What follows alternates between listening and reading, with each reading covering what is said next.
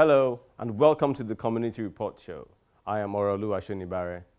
When you move around your community, what do you see? Skyscrapers, trees?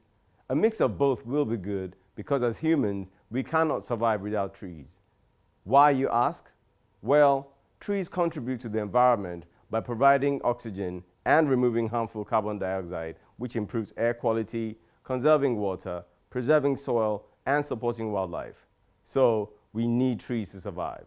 Unfortunately, man has for decades lost the plot on why trees should be preserved. Yes, there is the argument that the ever-increasing world population requires space, but what happens when there's not enough air to breathe because we've run out of trees? Since 1995, the United Nations has been urging countries to reduce their greenhouse gas emissions and base their quest for development on projects that will not damage the environment any further. Now to today's story. As much as the program focuses on highlighting the beauty of communities, there is also the need to remind ourselves of the responsibility attached to keeping these communities livable. Environmentalists warn that if care is not taken, by 2050, the world will be severely affected by drought and famine because of the continuous felling of trees. Need I mention again that it would also affect wildlife? In Lagos, Southwest Nigeria, Community Report visits a nature park where the watchword is protect. Watch this and I'll catch you at the end.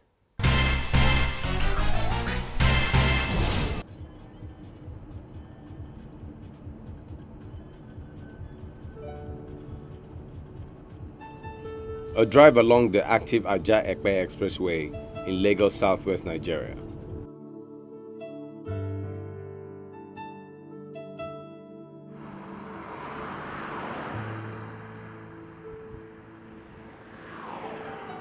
The evidence of being a coastal area is seen with the sand making its contribution to society as a road divider.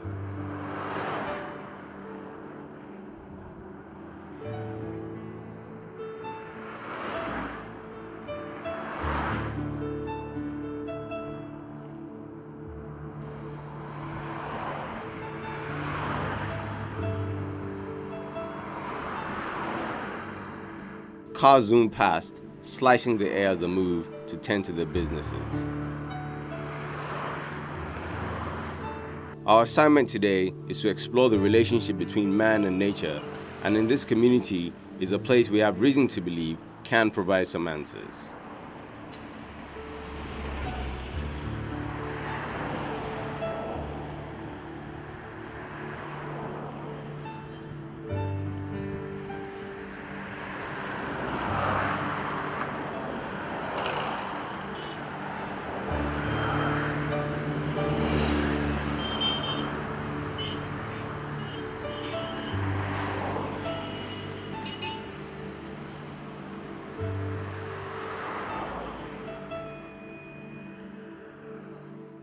We arrive at the Lekki Urban Forest and Animal Sanctuary Initiative, or Lufasi Nature Park, an urban forest that sits on 25 hectares of land.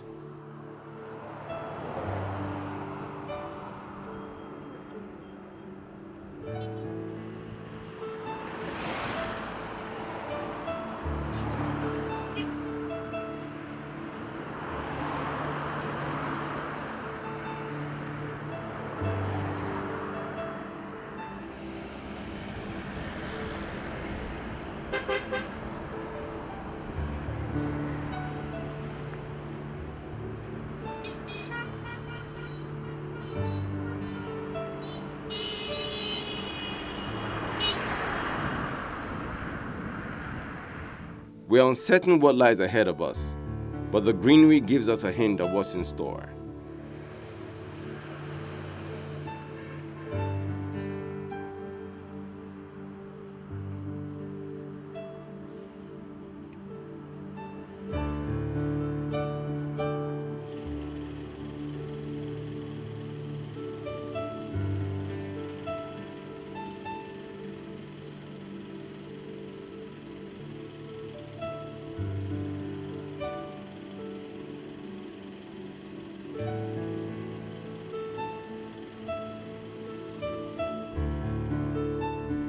Serene is the word that best describes the atmosphere here, and already there is that mental bond with the place.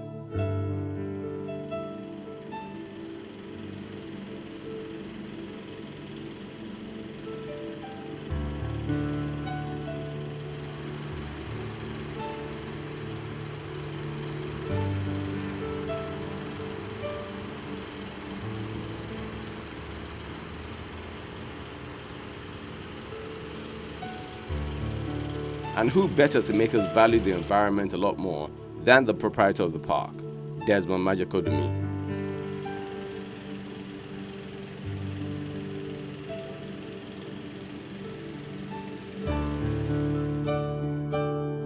An environmentalist who is creating opportunity from a necessity, at the same time telling of the need to understand that we need nature more than it needs us. He leads us on a tour to explain the sections of the park. All the greenery here is breathing for Lekki. And Lekki, as you can see, is a very, very busy place. You have all sorts of cars moving on the expressway, blowing their sirens and blowing their horns, and trucks and lorries and you name it, And all these things are giving out carbon dioxide. And of course, the plants absorb the carbon dioxide. So we say, welcome to Lekki, the lungs of Lagos. And when they come, we now introduce them to Denny Brown's bird and butterfly garden. And the spelling is on purpose to give it a little bit of a Nigerianization in the pronunciation. Because we don't say butterfly, we say butterfly. But it's also called the bird and butterfly garden because it attracts the butterflies, because there's loads of different flowers here. All these plants, at least several of them, will be flowering at any given time of the year. And of course, the pollination process starts because the nectar attracts the butterflies and some birds. And of course, the butterflies attract more birds. So the butterflies drink the nectar and they pollinate the plants, and then the birds come and they eat on the butterflies. And then the bigger birds are watching the small birds and deciding, okay, that's going to be my meal for this evening. It's all part of that intricate, very, very complex, but very essential cycle of nature. A butterfly appears to help buttress the point.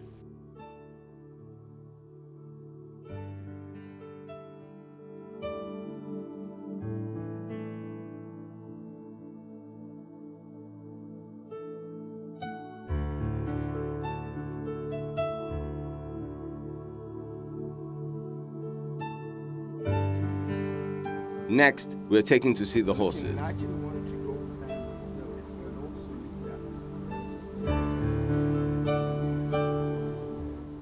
These animals were abandoned and destined for hardship. That is, until they were rescued. We started a process. It's it's a bit expensive, but it's something that we feel very passionate about. As horses have served man very, very, very well over the years, and have served the owners here in Nigeria quite well as well. Either as domestic for their children to ride or for playing polo and so on. So we're rehabilitating them, and we're going to get them back up to their full strength again. They've been here, some of them for longer than others. But we're expanding the whole thing. And then also, when they're healthy enough, children can ride them and enjoy them too. They're wonderful creatures. We meet Sheila, who seems to have taken an instant liking to me.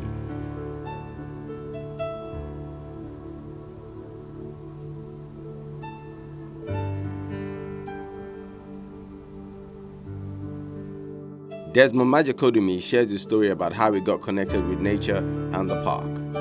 A meeting brought about by his first love, and a journey that changed his life. I've always loved music, and even though I studied engineering, I branched into electroacoustic engineering and allowed that to bring me into production. And I worked with several of the big rock bands from days gone by, did a little bit of work with the Rolling Stones, and Fleetwood Mac, Thin Lizzy and so on. Came back to Nigeria and got a job with a record company here, did production for them for several years, produced a few hits. I produced Victor Wifo, 5 Days a Week Love. I produced, tried to produce, but engineered Fela's Suffering and Smiling, some Ofege stuff, a whole bunch of stuff. Then that took me to Kenya, where I was working with Columbia Broadcasting Services for 3 years and produced a whole bunch of hits for them. They were very happy. I was very, very happy to be in that Kenya. But after a while, it dawned on me that about 90% of the Kenyan economy was based on a healthy, thriving environment. What am I talking about? Agriculture. Agriculture is about 60% of the Kenyan economy is agricultural based. They export crops and fruits all over the world. And the rest is tourism. Tourism. Sometimes it shifts. Sometimes it's 60% tourism and 40% agriculture. It's a primary tourism destination. People come from all over the world, as far as Japan, China, Germany, America, just to come and spend 1 or 2 weeks in Kenya. And what are they doing? They're enjoying the ecology, they're enjoying the environment. So it dawned on me at that time, many years back, that protecting your environment is pretty important. It's done pretty well for the Kenyans. It's given them a lot of sustenance. Meanwhile, at that time, Nigeria was becoming very, very rapidly a mono economy, just based on oil and gas. And unfortunately, because of the terrible deficiency in governmental circles at that time, possibly because they were devoid of any type of reasonable democratic input, when the bullet takes over from the ballot, the people have no voice. He speaks on the reception of visitors to the park and how the environment calms their nerves. The reactions we've been getting from visitors has been very, very rewarding, very, very pleasing. They tend to love it. And I'm not surprised, because it's actually been scientifically proven, beyond any trace of doubt, that there is a symbiotic relationship between animals and man, as the animal man, and nature, that gives off a lot of benefit to the animals, or in the case of man, a lot of psychological satisfaction. You will never get anybody coming into a park area and spending, a good, reasonable amount of time there that won't feel a lifting of whatever psychological burdens they might have brought to that place. We've experienced it ourselves many times. People will come, at the gate. Maybe they've entered traffic or so on. They'll be rude to our gate men. They open this gate, parking, long faces. Those same people. By the time they leave, they'll be waving to the gate man. Bye-bye now, bye-bye, see you again.